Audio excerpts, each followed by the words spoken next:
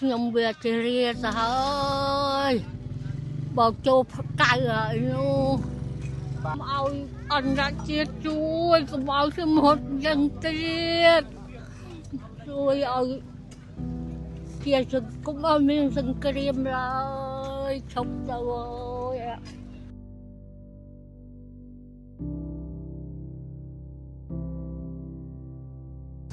លោកយាយជំរាបសួរលោកយាយបាទលោកយាយបញ្ជូនប្រមាណហើយហ្នឹងលោកយាយចូលកៅហើយ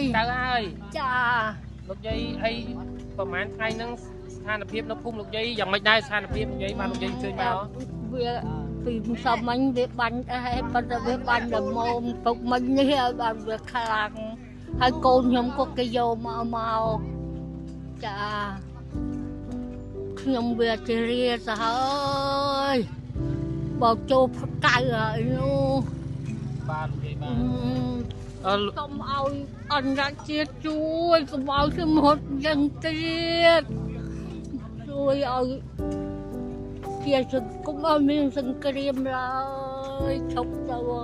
យសៀមវាធ្វើបាបយើងណាស់ចាវាលោកយាយសៀម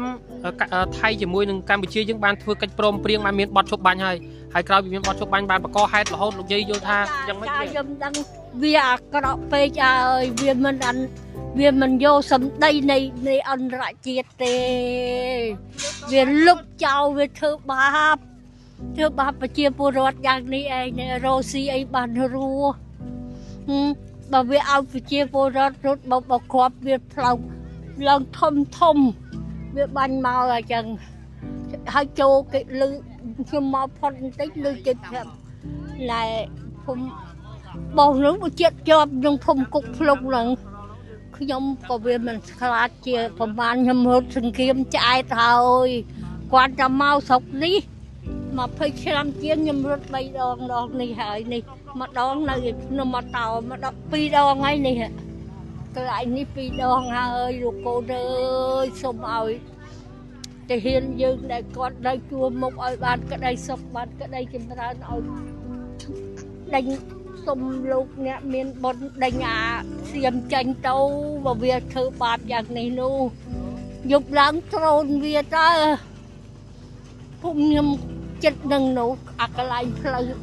ចុះពីស្មាច់នឹងគេបាញ់ស្មាច់ហើយដូចតែបាញ់ភូមិខ្ញុំនោះហើយចា